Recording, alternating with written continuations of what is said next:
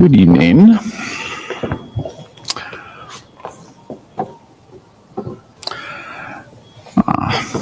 Good evening, and welcome to Grace Episcopal Church. Thank you for coming out and joining us tonight. My name is Drew Gibson. And I'm Don Kuehlhorn.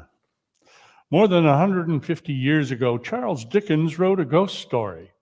Since it takes place around the time of Christmas, it is somewhat like an advent calendar. You know, those little paper calendars, often in the shape of a window or a tree, and the windows in them that open each day as you get closer and closer to Christmas Day. Like an advent calendar, this story is a series of windows into the London of Dickens' time, allowing us to peep in on a variety of Christmas scenes. But all these pictures are for a purpose: to raise a ghost, the ghost of an idea. May it haunt your lives pleasantly. To begin with, Marley was dead. Oh, there's no doubt whatever about that. His burial was registered by the clergyman, by the clerk, and by the undertaker. And Scrooge also signed the book, and his name was as good as any bill of exchange. Yes, old Marley was dead. Dead as a doornail. Not that there is anything particularly dead about a doornail, at least not from my own knowledge. For my own sensibility, I would have said that a coffin nail is the deadest piece of ironmongery that there is. But you get our meaning. Marley was dead, and Scrooge knew it. Scrooge had been his business partner for I don't know how many years. He was his sole executor, sole administrator, sole friend, sole mourner, and even Scrooge was not so dreadfully cut up by the sad event of his passing. Now, Scrooge never painted out Marley's name from where it stood above the warehouse door. Scrooge and Marley. People new to the business sometimes called Scrooge Scrooge and sometimes Marley. Scrooge answered to both names. It was all the same to him, even though Marley was certainly and undeniably dead. Now, Scrooge, but he was a tight-fisted one, a squeezing, grasping, wrenching, scraping, clutching, covetous old sinner. As hard and as sharp as flint, but without even a warming spark. Secret was he, self-contained and solitary as an oyster. The cold within him froze his features, nipped his pointed nose, stiffened his gait, made his eyes red and his thin lips blue. He always carried his own low temperature about with him, and no warmth could warm him, nor could any wintry weather chill him. Now, once upon a time, upon a Christmas Eve, old Scrooge sat busy in his counting house. It was cold, bleak, foggy weather, and although only striking 3, already quite dark. The door to Scrooge's office was open so that he might keep his eye upon his clerk, who sat in a dismal little cell just across from his own. Now, Scrooge had a very small fire in his office, but the fire in the clerk's was so very much smaller that it looked to be just one coal. Now, he dared not replenish it, for Scrooge kept a coal box in his office, and the clerk knew that if he were to go to it with his shovel, he might return without his job. And so he tried to warm himself at his candle, but being a man of no strong imagination, he failed in this attempt. Suddenly a voice piped out of the cheeriest tones, Merry Christmas to you, Uncle! God save you! Oh, it was Scrooge's nephew coming in unannounced. His face was ruddy from his walk through the frosty afternoon, and his eyes sparkled with good health. There you are! A Merry Christmas! A humbug! Christmas, a humbug? Uncle, you don't mean that, I am sure. I do. Can't you see that I'm busy? Merry Christmas indeed. What right do you have to be so merry about anyway? You're poor enough. Oh, come then, replied his nephew gaily. What right do you have to be dismal? You're rich enough. What's Christmas but a time for finding yourself 1 year older and not an hour richer? Why, it's a time for you, sir, to be paying bills you cannot afford. Why, if I had my way, every idiot who goes about with a Merry Christmas upon his lips should be boiled with his own pudding. Uncle! See here, you keep Christmas your way and let me keep it mine. Keep it? But that's just it. You don't keep it. Well, let me leave it alone then. Much good may it do me. Much good has ever done you or anyone. Uncle, there are many things from which I have derived goodness, but from which I have not specifically profited. Christmas is, I dare say, among them, but Christmas time is such a good time, not only for its sacred, precious origin, but as a kind time, a pleasant time, a forgiving and charitable time. It is the only time I know of when men and women seem by one common consent to open their hearts freely and to think of people around them as they really are, fellow travelers on the same journey which ends for all of us at the same place. Therefore, though it has never put a scrap of silver in my pocket, I believe that it has done me good and continue to do me good, and I say God bless it. To which sentiment the clerk in his solitary office beyond quietly seconded, "Hear, hear." But Scrooge put an end to that approbation with a slap to his desk. Now, Uncle, don't be angry with me. I say, come dine with me this evening. I'll see you buried first. Uncle! Good afternoon. I want nothing from you. I ask nothing. Why cannot we be friends? Good afternoon. I am sorry with all my heart you find that you are so resolute. But I will keep my Christmas humor to the last. So, Merry Christmas! And a Happy New Year! A humbug! While the clerk let the nephew out with all the greetings of the season, he also let in two large, portly gentlemen who stood hats off in Scrooge's office. They had notebooks in their hands, and they bowed to him. Scrooge and Maury, I believe, said one of the gentlemen, referring to his list. Have I the pleasure of addressing Mr. Scrooge or Mr. Marley? There's no pleasure for me to be addressed by either of you, gentlemen. Marley's dead. He's been dead these 7 years. Died 7 years ago, this very night. Our sincere condolences. But we have no doubt that his generosity is well represented by his surviving partner. Well, he was right about that, for Scrooge and Marley were of one mind when it came to generosity. At this festive time of the year, it is more than usually desirable that we should make some slight provision for the poor and destitute who suffer greatly at this present time. Many thousands are in want of common comforts and even necessities. Are there no prisons? Plenty of prisons. And the workhouses, are they still in operation? Well, they are, though I wish I could say they are not.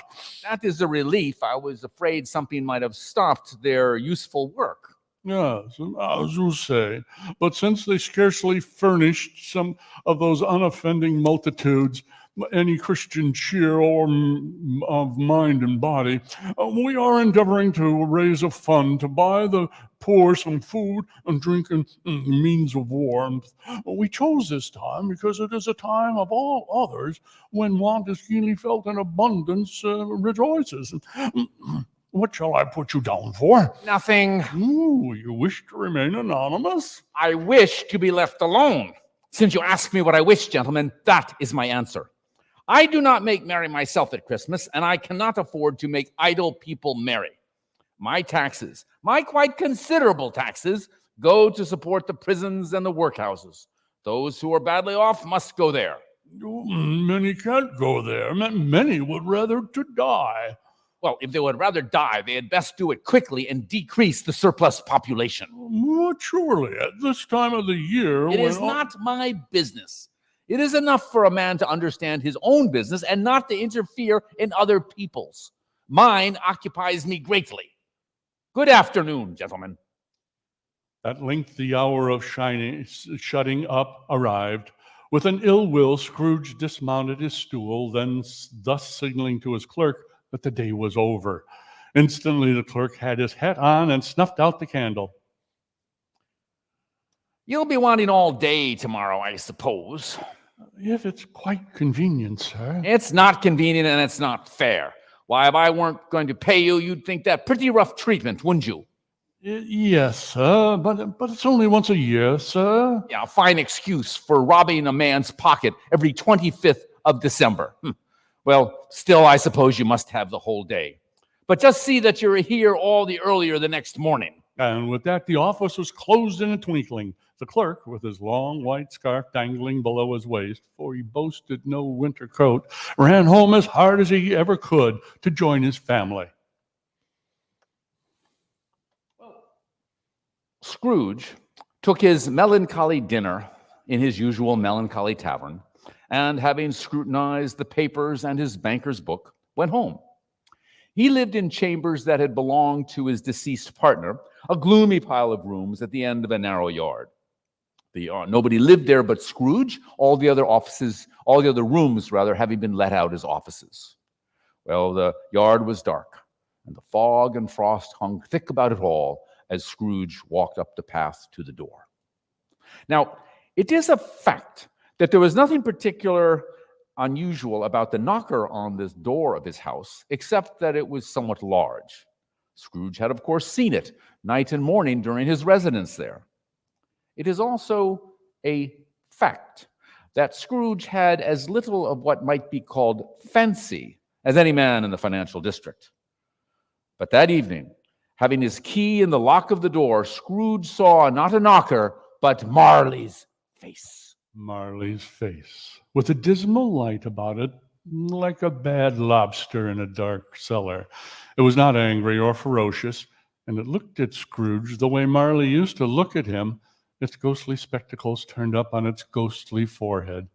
The hair was curiously stirred as if by a current of hot air, and although the eyes were open, they were perfectly, horribly motionless. As Scrooge stared fixedly at this phenomenon, it became a knocker again. "Pooh, pooh," said Scrooge, and shut the door with a bang. But he did look at the back of the door, half expecting to see Marley's pigtail sticking through it. There was nothing there, however, and the door closing resounded through the empty house like thunder, every room above and the cellars below each giving out their own echoes.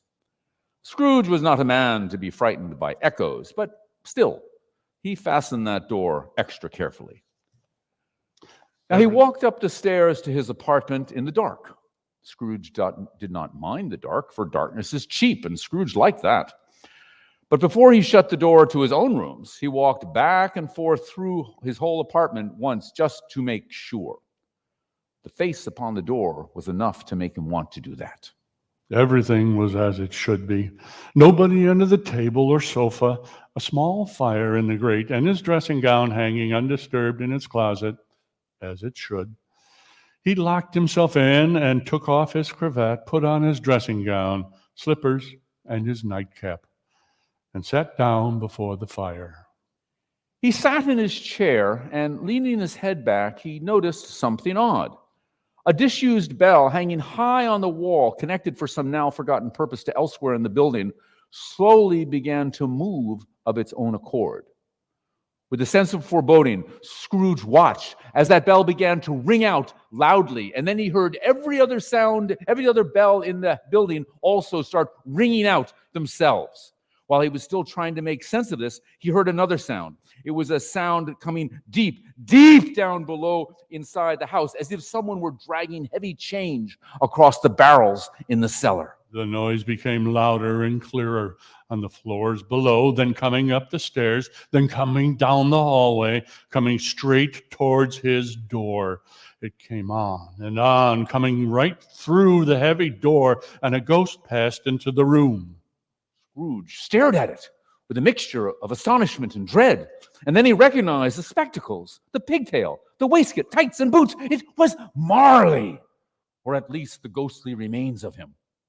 Scrooge also observed that his partner had a chain clasped around his middle, a long, thick chain which stretched out behind him, which appeared to be made out of ledgers, deeds, padlocks, and cash boxes, all wrought from a ghostly steel.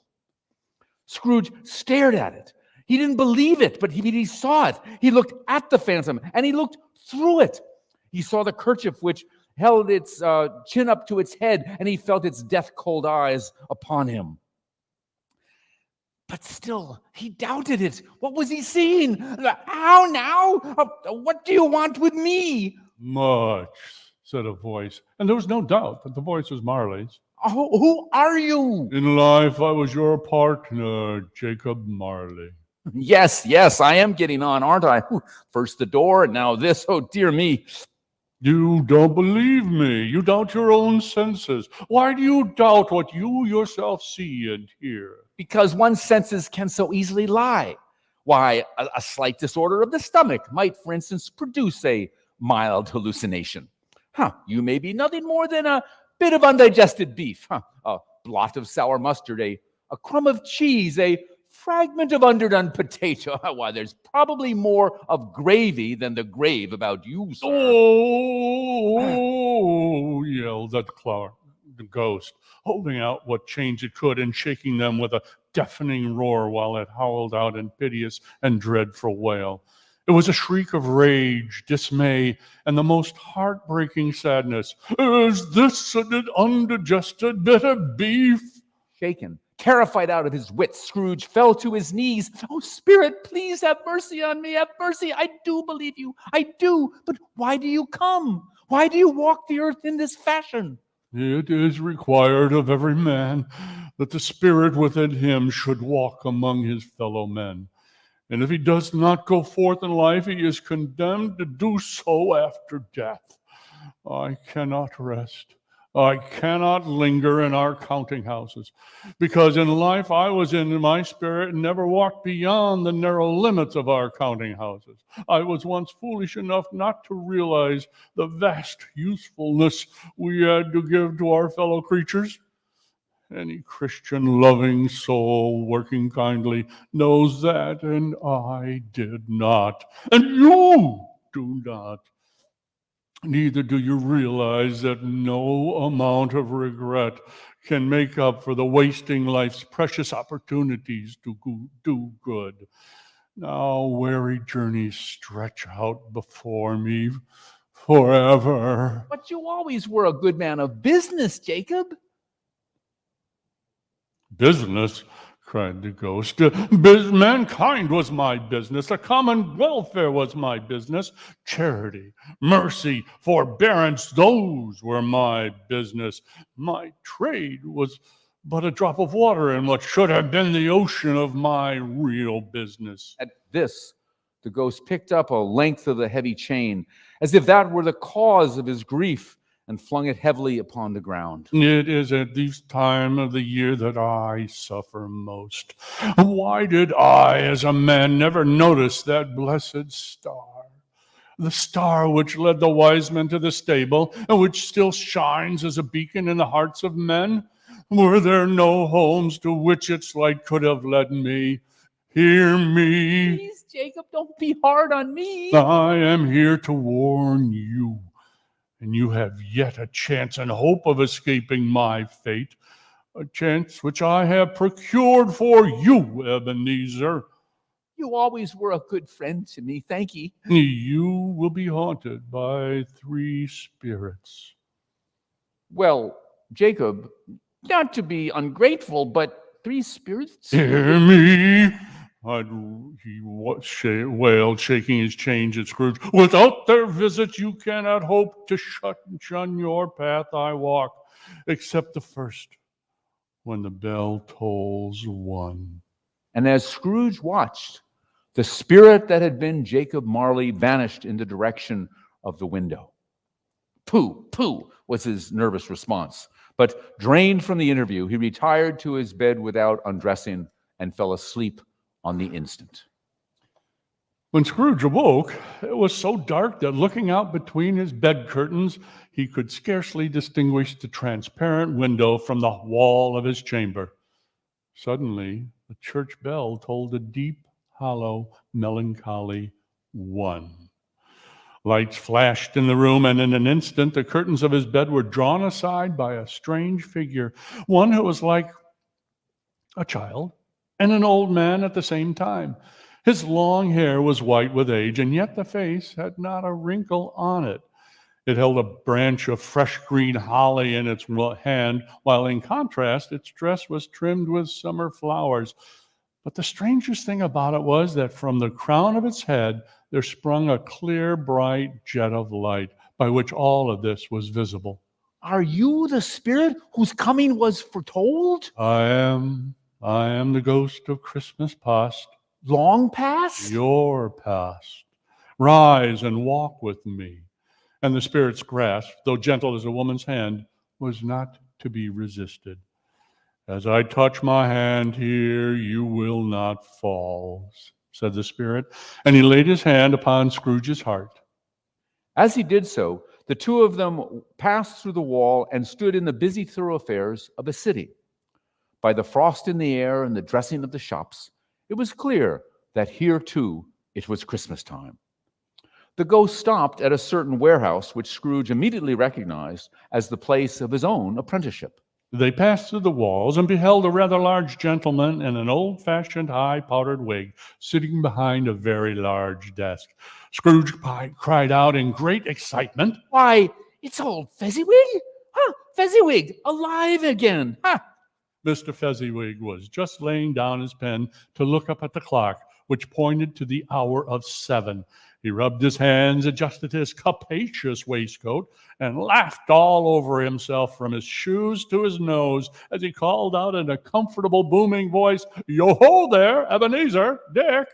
And a living and moving picture of Scrooge's former self as a young man walked briskly into the room, accompanied by his fellow apprentice. Dick Wilkins, to be sure. Ah, bless me. There he is.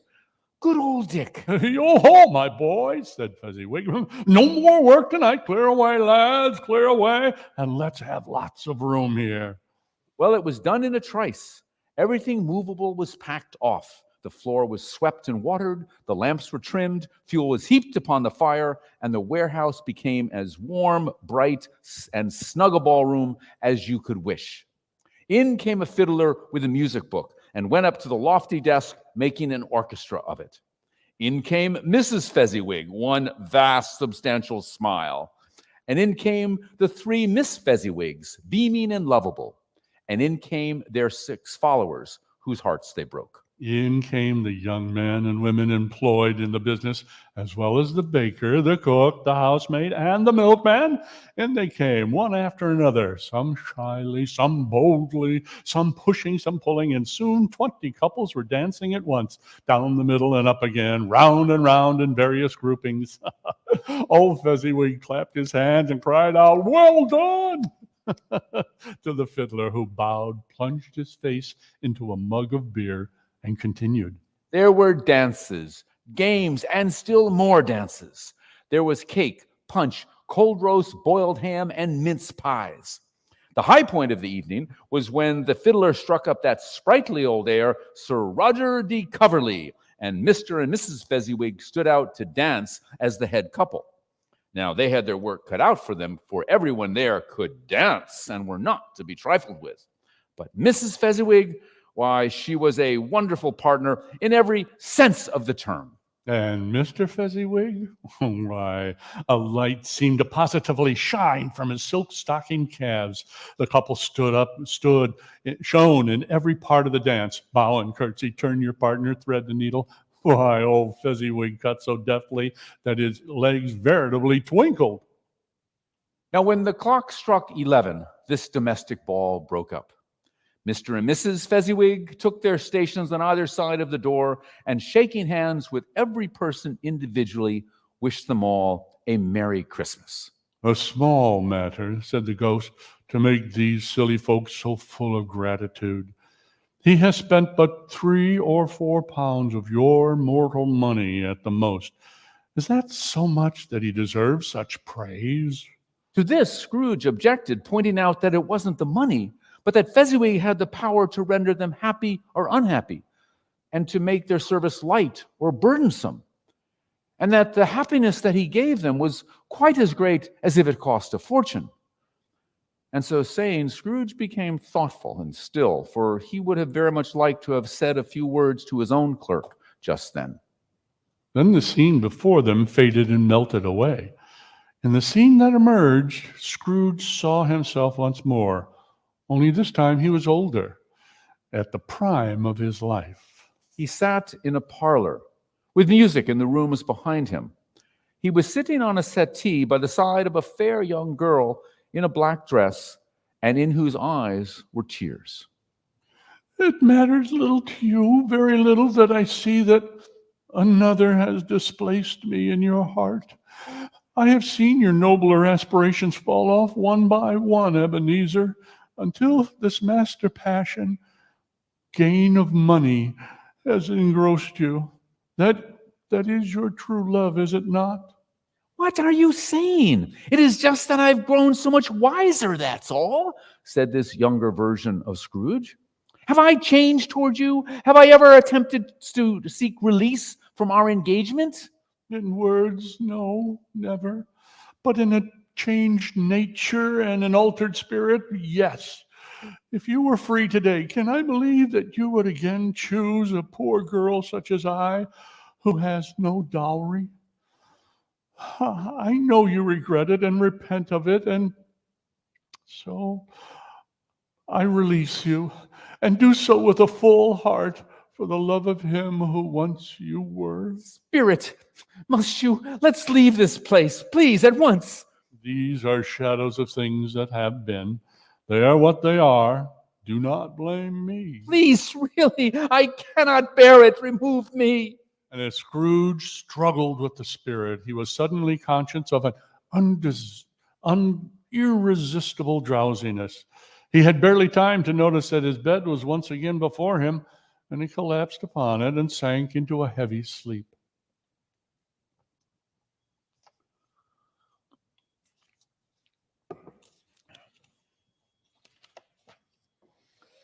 Awakening in the middle of a prodigiously tough snore, Scrooge sat up in bed to get his thoughts together. After his last encounter, he was quite prepared for anything, but he was not prepared by any means for nothing. He huddled under the bed curtains, under the bedclothes, the heavy curtains drawn tight together, and listened. He waited for some new specter to approach, but there was nothing there, only silence.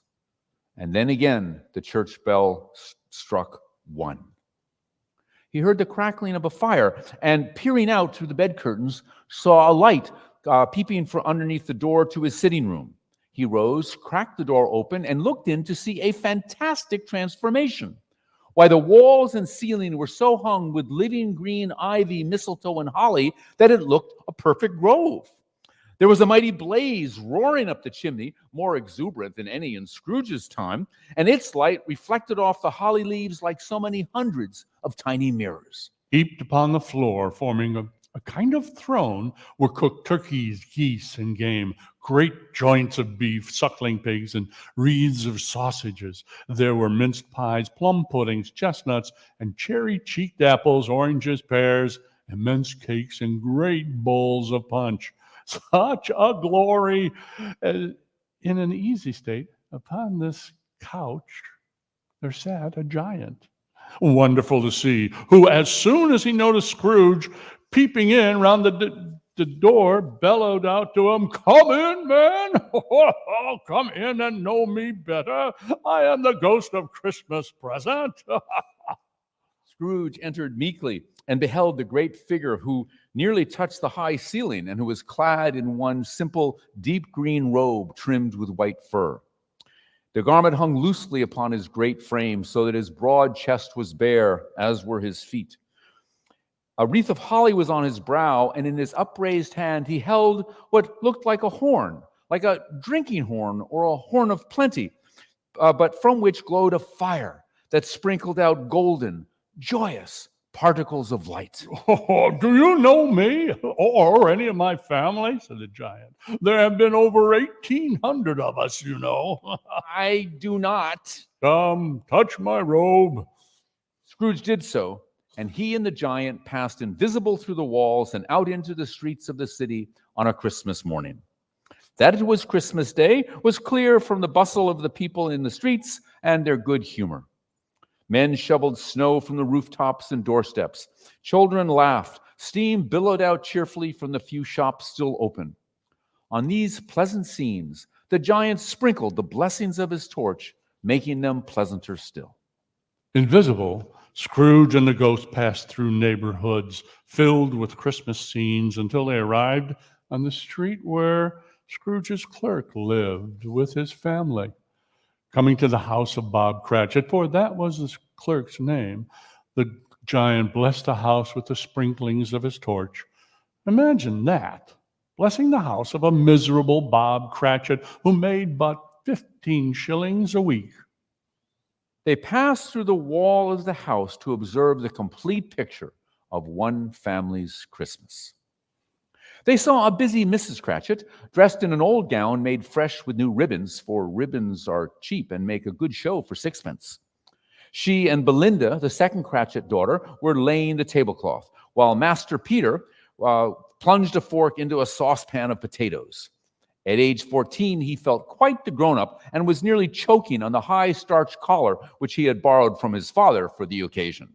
The two smaller Cratchits, a boy and a girl, came tearing in, screaming that outside of the neighborhood bake shop they had smelt the goose and known it for their own. Basking in luxurious thoughts of sage and onion, these young Cratchits danced about the room, whooping in anticipation of the dinner soon to come. "Whatever has got your precious father and your brother, Tiny Tim?" said Mrs. Cratchit. "And Martha, why, she weren't even this late last year." "Oh, here's Martha now, hurrah!" said one of the smaller Cratchits, as Martha appeared at the door. "Wait till you smell the goose," they said, as they danced around her, chattering excitedly, seeming to be everywhere at once. She apologized for being late, but as an apprentice to a shop that made bonnets and fancy stuff, she had had to work late that night before and that morning. "Well, so long as you are come, dear, that's the thing." And finally, Bob Cratchit, Scrooge's clerk, came in with 3 feet of scarf hanging down before him. His threadbare clothes were darned and brushed to look as good as they might. His son, Tiny Tim, rode upon his shoulder, but alas, he carried a little crutch in his hand, and his body was supported by an iron brace. Martha ran into her father's arms while the two young Cratchits hustled Tiny Tim off to hear the pudding singing as it boiled away in the copper kettle. "How was church, dear?" asked Mrs. Cratchit. "How did little Tim behave?" "Oh, as good as gold and better," said Bob. "He gets thoughtful, sitting by himself so much, and he thinks the strangest things you've ever heard. Oh, he told me coming home that he hoped the people in the church saw him because he was a cripple, and it might be pleasant for them to reflect upon the Christmas day and upon him who made the beggars walk and the blind men see." The short silence that followed was then quickly broken by an active little crutch tapping upon the floor as Tim and the others came back. Tiny Tim took up his stool near the fire, while Master Peter and the two ubiquitous young Cratchits went forward to fetch the goose, with which they soon returned in high procession. Mrs. Cratchit had the gravy hissing hot. Peter mashed the potatoes with great vigor, Miss Belinda sweetened up the applesauce, while Martha dusted off the hot plates. Bob placed Tiny Tim beside him in the corner of the table, and the two young Cratchits set chairs for everybody. At last, all was set and grace was said, which was followed by a breathless pause as Mrs. Cratchit began to carve. When the long-expected gush of steam and juices issued forth, one common murmur of delight arose all around the board. Even Tiny Tim beat on the table with the handle of his knife and feebly cried, "Hurrah!" Never was there such a goose, nor cooked so well. Its tenderness, flavor, size, and cheapness were the themes of universal admiration. Eked out by the applesauce and mashed potatoes, it was a sufficient dinner for all 8 of them. Indeed, surveying one small fleck upon the bone, Mrs. Cratchit laughed and said they hadn't eaten it all. The youngest Cratchits in particular were steeped in sage and onion to the eyebrows. Then the plates were cleared, and Mrs. Cratchit rose to take the pudding up. Soon there was a great rush of steam from the kitchen.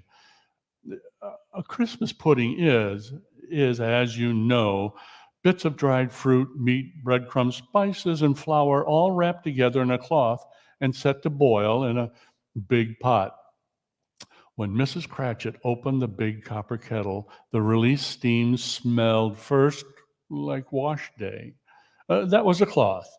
Then, as the pudding was turned out, the smells of a pastry shop and an eating house mixed in with the steam, forming a sweet aroma that billowed out to an army of expectant noses.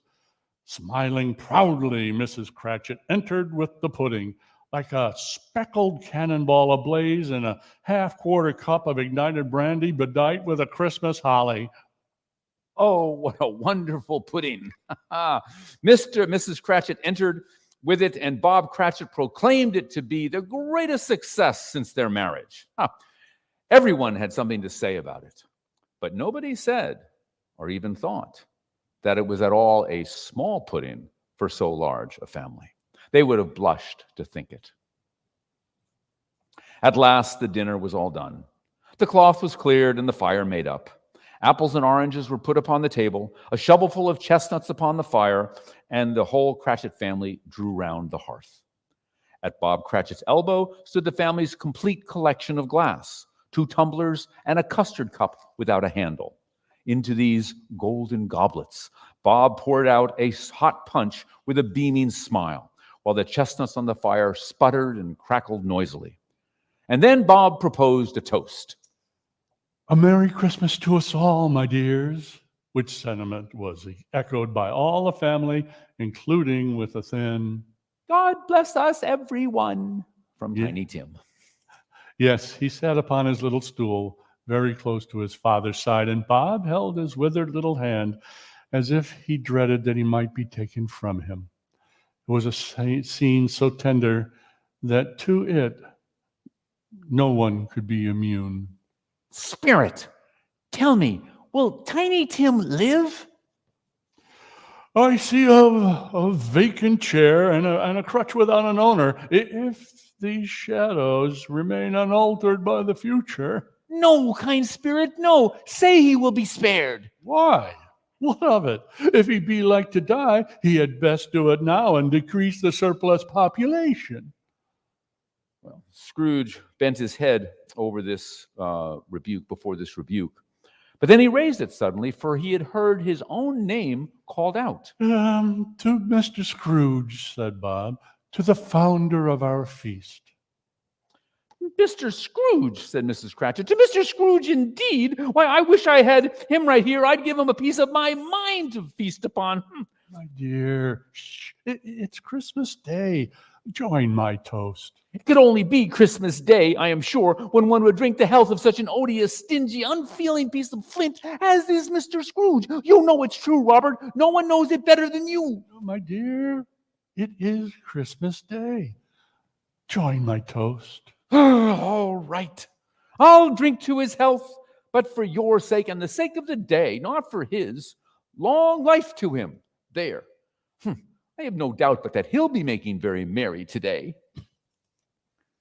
Well, it took a few minutes for the shadow caused by the mere mention of Scrooge's name to pass from the scene, but then they were 10 times happier than before, if only to be done with Mr. Scrooge, the ogre of the family.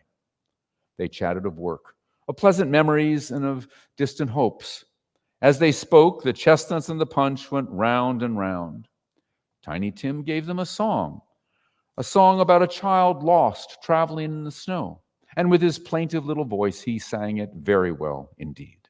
Well, there was nothing of high mark in any of this.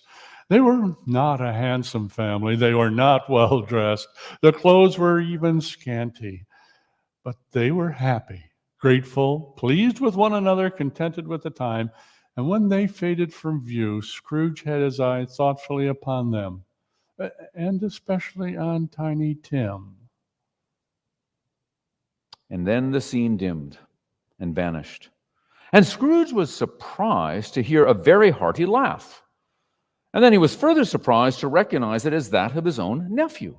And he was surprised all the more to find himself standing in a bright, gleaming room with the giant smiling at his side. And it is fair, even and noble adjustment of things, that while disease and sorrow can be infectious, there is nothing in the world so irresistibly contagious as laughter.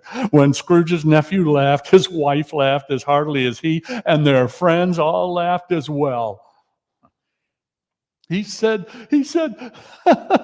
Christmas was a humbug, as I live. More shame to him, Fred, said his wife. Oh, he's a comical old fellow, that's the truth, and not so pleasant as he might be.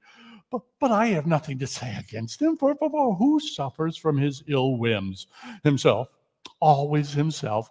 Here, he takes it in his head to dislike us, won't come and dine with us, and what is the result?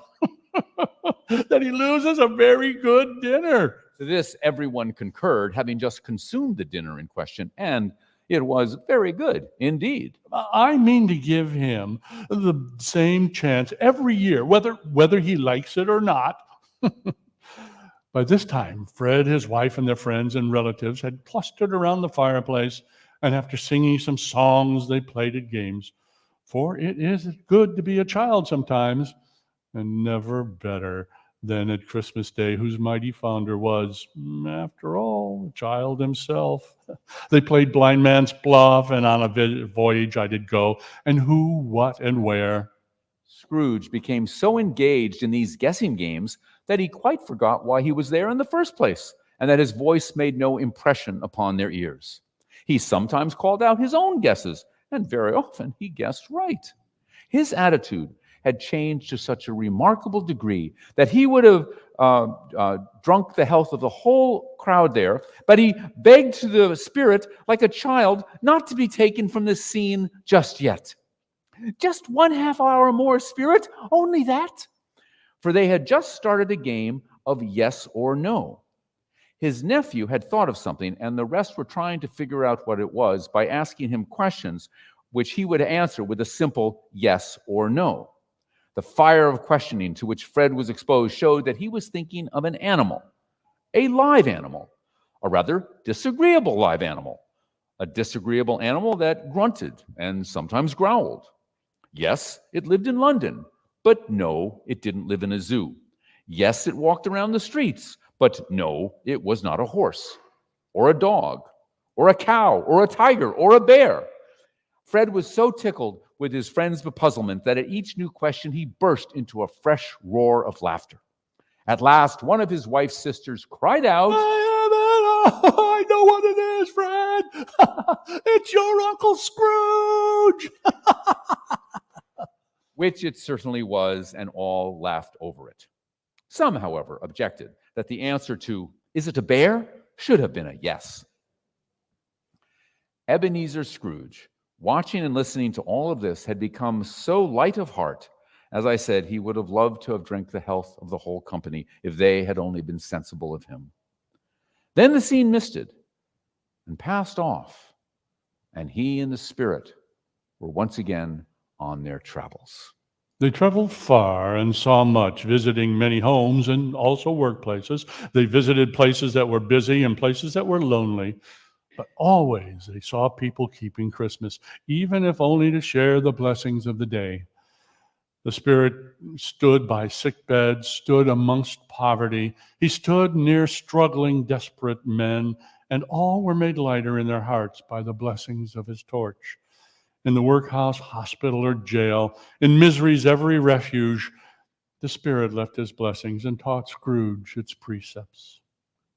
Then, just before the bell tolled, the giant brought from within the many folds of his robe 2 ragged children, who knelt and clutched at the skirts of his garment.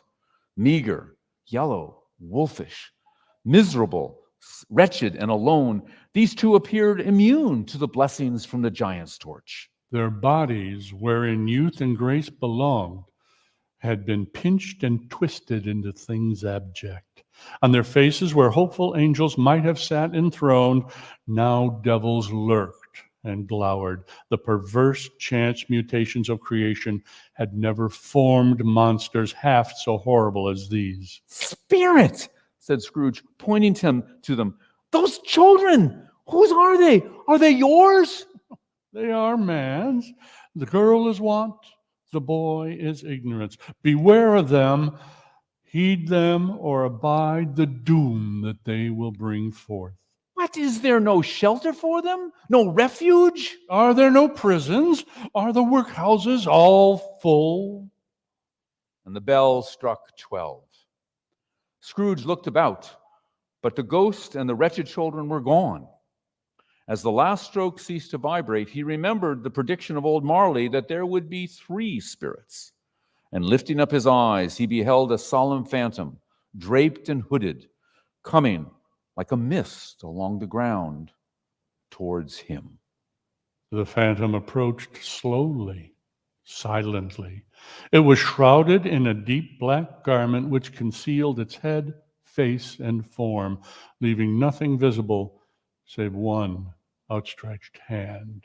Am I in the presence of the ghost of Christmas yet to come? I think I fear you most of all, but I want to learn from your precepts. Will you speak to me?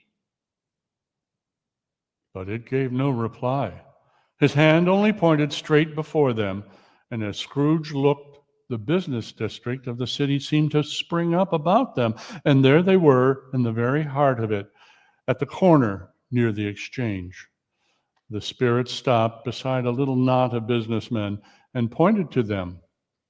Scrooge knew these men, for he had made a point of always standing well in their esteem, strictly from a business point of view, you understand.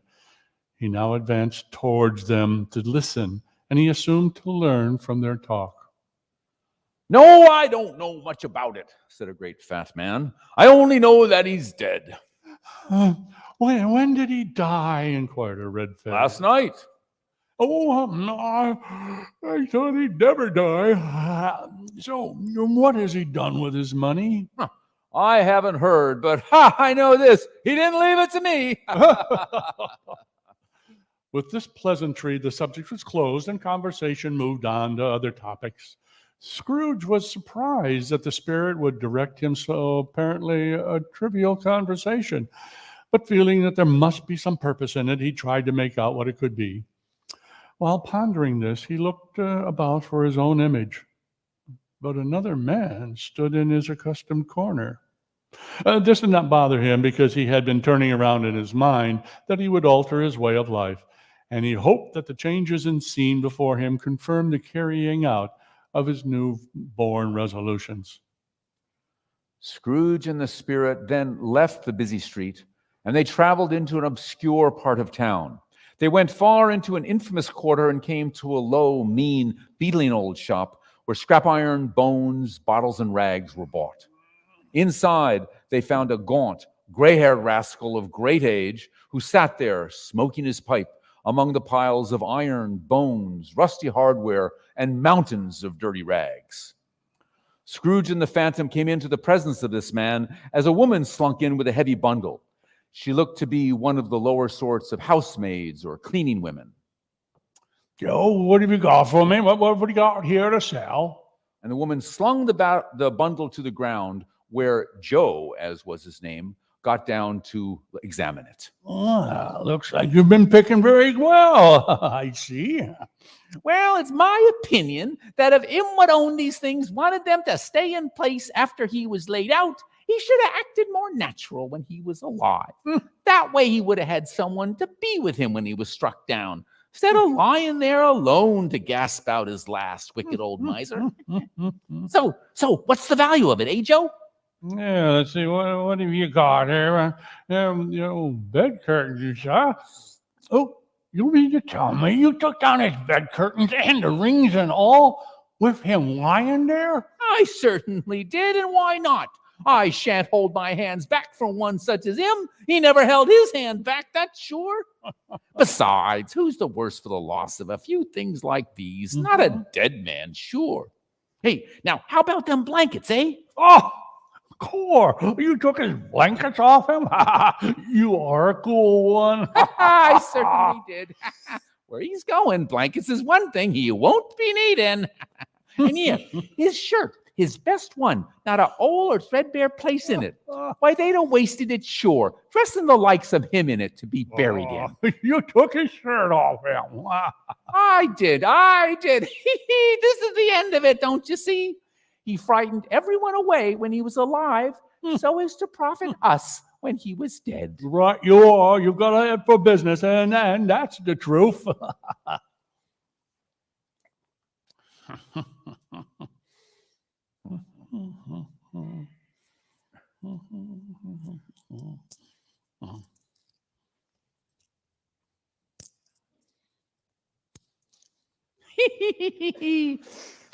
Scrooge listened in a sort of horror to these two vultures who sat huddled around the dead man's things. Spirit, I see, I understand. The case of the unhappy man they've robbed might well be my own. My own life did tend in that way before. Then abruptly, once more the scene changed, and Scrooge stood before a bare, uncurtained bed, paled in the waning afternoon light. On it, unwept, unwatched, uncared for, was the body of the plundered unknown man. It lay in a dark, empty house in a lonely room, a face in shadow, and with not a man, woman, or child to say that they remembered him or how he had been kind to them in this or that way. There was no prayers or sobs or muffled, respectful talking, just the noise of a cat in the hall and the gnawing of the rats beneath the hearthstone. Spirit, is there no person who feels some emotion for this man's death? Please show me that person and that emotion, I beg you. The spirit hesitated, and then spread his dark robe before him like a wing. Withdrawing it, Scrooge beheld a poor room by daylight, with a mother and children within.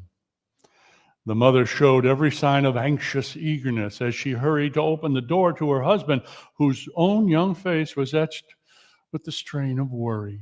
The news, she asked, the news. Is it good or bad? Is he determined to see us ruined, or will he relent? And a smile slowly broke over the husband's face. Well, he is past all relenting, I dare say. Apparently, the housekeeper was telling the truth yesterday when she said that he was too ill to see me. I thought he refused to hear my request for a week's grace out of plain meanness. But it seemed he was at that moment dying. To which the woman bowed her head and softly whispered, Thank God. I don't know to whom our debt will be transferred, but it would be hard indeed to find another creditor so merciless as he. And the faces of the children in the room, who stood clustered nearby, brightened. They could not understand what they heard, but they could sense that theirs was now a happier home for this man's death. But that was the only emotion that the spirit could show to Scrooge. Nay, spirit, nay, is there no tender concern connected with a death? Let me see some feelings of tenderness, please. Once more the scene misted over, changed, and again they were in the dwelling of the Cratchit family. Mother and daughters were seated around the fire doing piecework. The little Cratchits were sitting in one corner, as still as statues, while Peter read to them, all from a book. And he took a little child and set him in the midst of them. But Peter stopped abruptly as his mother laid her work on the table and put her hand to her face. It's nothing, sobbed Mrs. Cratchit. It's the needlework. It's these colors. They hurt my eyes. But it wasn't the colors, poor woman. It was Tiny Tim. Now, we mustn't show weak or teary eyes to your father, not for the world. Why, it's time for him to be home, isn't it? Past time, said Peter. I think he's walking slower than he used to. He used to walk so very fast with Tim on his shoulder. He was so light that it was no trouble at all. As he spoke, Bob Cratchit came to the door in his long white scarf, which he sorely needed in the cold. His tea was ready for him, and they all tried to help him to it to see who could help the most. The two little Cratchits pressed their cheeks to his as if to say, Don't be sad, Father. But Bob spoke pleasantly to all the family, and surveying the work upon the table, praised the industry of Mrs. Cratchit and the girls. Did you go today, Robert? Yes, my dear, and it will do you good to see how sweet a place it is. And you'll see it often, I think, for I promised him that we would walk there on Sundays. My little child.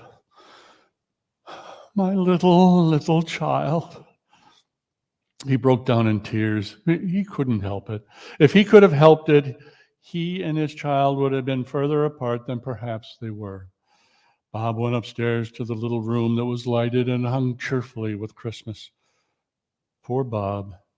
He sat down in a chair next to his cold little form, and when he had composed himself, kissed the cold, still little face. Witnessing this scene, Scrooge felt a sudden, sharp pang of apprehension. Spirit, this is important. I need to know. What was that man we saw lying on that curtainless bed? But the ghost did not speak. Instead, the scene misted and rearranged itself, this time to a bleak, dismal churchyard. Standing among the graves, the spirit pointed a spectral finger down to one. Before I draw near to this stone, tell me one thing. Are these the scenes of things that will be, or the scenes of things that may be only? Please tell it me now, what you're about to show me. But the ghost did not answer. It only pointed down at the grave. The course of a man's life determines certain ends. It's true, it foreshadows those ends. But if the course be changed, the end will also change, won't it? Please say it is thus, with what you're about to show me. But the spirit remained mute and immovable, pointing still. Scrooge crept towards the spot, trembling as he went, and read upon the stone of the neglected grave his own name, Ebenezer Scrooge. Am I the man who lay upon that bed? Oh, no, Spirit, no. I am not the man I was. I will not be the man I might have been. I will honor Christmas. I will honor Christmas in my heart and try to keep it all the year. Oh, assure me, Spirit, that with an altered life I may yet change these shadows you have shown me. And holding up his hands in one last prayer to have his fate reversed, he saw an alteration in the phantom's hood and dress. It shrunk, collapsed, and dwindled down into a bedpost. Yes, the bedpost was his own. The bed was his own. The room was his own. And happiest of all, the time before him was his own. It was not too late. Running to the window, he opened it and put out his head. No fog, no mist, no night, only clear, bright, stirring, golden day. He shouted down to a boy in the Sunday clothes up on the street, What's today? Today? Well, love me, sir, it's Christmas Day. It's Christmas. Hello, I haven't missed it.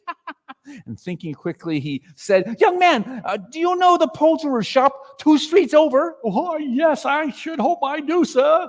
Yes, you are remarkable. Most intelligent. Well, do you know, did they sell the prize turkey hanging in the window? What, the one as big as me? Why, it's hanging there now. Oh, delightful, young fellow. Go and tell them that I shall buy it. Have a man come that I may tell him where to take it. Come back with the man and I'll give you a shilling. Come back with him in 5 minutes and I'll give you a half crown. And the boy was off through the snowy streets like a shot. I'll send it to Bob Cratchit. He shan't know who sent it. Why, it's twice the size of Tiny Tim. And Scrooge laughed to think that such a joke as this played on Bob Cratchit, there never was. Then he dressed himself in his best, and he went out into the streets where people were pouring forth to share the day with friends and loved ones. As he walked through the bustling streets, Scrooge regarded everyone with a delighted smile, and 3 or 4 good-humored men, not recognizing him, said, Good morning, sir, and a Merry Christmas to you. And Scrooge said afterwards that of all the sweet sounds he had ever heard, those words were the sweetest. He headed towards his nephew's house, and when he reached it, passed back and forth in the street several times before he had the courage to go up to the door and knock upon it. Why, bless my soul, said Fred. Who's this? It's I, your uncle. I have come to dinner. Will you let me in? Let him in? It's a mercy he didn't shake his arm off. He was in the house in 5 minutes. Nothing could have been heartier. Everything looked just the same as it had been with the ghost. A wonderful party, wonderful dinner, wonderful games, and a wonderful oneness of heart. Well, Scrooge was early into the office the next morning. Oh, Wouldn't it be fun if only he could be there first and catch Bob Cratchit coming in late? Ha ha! That would be capital. The clock struck 9. No Bob. 1/4 past. No Bob. Bob Cratchit was a full 18 minutes and 1/2 behind the time when he would come in. Bob's hat was off before he opened the door, and his scarf, too. He was on his stool in a jiffy and driving away with his pen as if he were trying to overtake 9 o'clock. Hello, growled Scrooge, trying to replicate his old accustomed voice. What do you mean by coming in here at this time of day? Very sorry, sir. I am behind my time. Yes, you are. Step this way, if you please. It's only once a year, sir. It shall not be repeated. The truth is, I was making rather merry yesterday, sir. Now, let me tell you, my young friend, I am not going to stand for this sort of behavior anymore. And therefore, he said, giving Bob a poke in the ribs, I am going to have to raise your salary. Bob trembled, grimaced, and stared back a bit. For a moment, he had the idea of knocking Scrooge down and calling out for a straight-waist jacket. A Merry Christmas, Bob. A merrier Christmas than I have given you in many a year. And he clapped him upon the back, and there was an earnestness in his voice that could not be mistaken. I'll raise your salary, Bob Cratchit, that I will, and I will do my best to help your family. To that end, we'll discuss your affairs this very afternoon over a Christmas bowl of smoking bishop. That's hot punch. Make up the fires, Bob Cratchit, and before you dot another I, go out on the company's account and buy us some more coal. Scrooge was as good as his word, and then some. To Tiny Tim, who did not die, he was like a second father. He became as good a friend, as good a master, and as good a man as a good old city knew. Some people laughed to see the alteration in him, but he did not matter to Scrooge, for his own heart laughed, and that was quite enough for him. Although it might sound strange, Scrooge had no further meeting with spirits, for he had no need. Moreover, it was always said of him after that of any man alive, it was Scrooge who knew how to keep Christmas well. May that truly be said of all of us. And as Tiny Tim observed, God bless us, everyone. Thank you. Thank you. Thank you.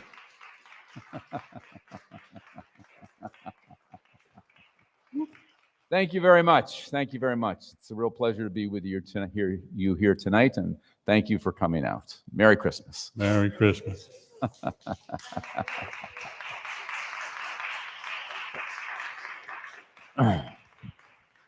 Oh, if you have friends who missed this tour de force, they have a chance. Tomorrow we'll be doing this at the Woodmere Library at 2 o'clock. And then next Thursday, we'll be doing it at 6:30 at Arts for All on Barlow Street. So, again, thanks for coming.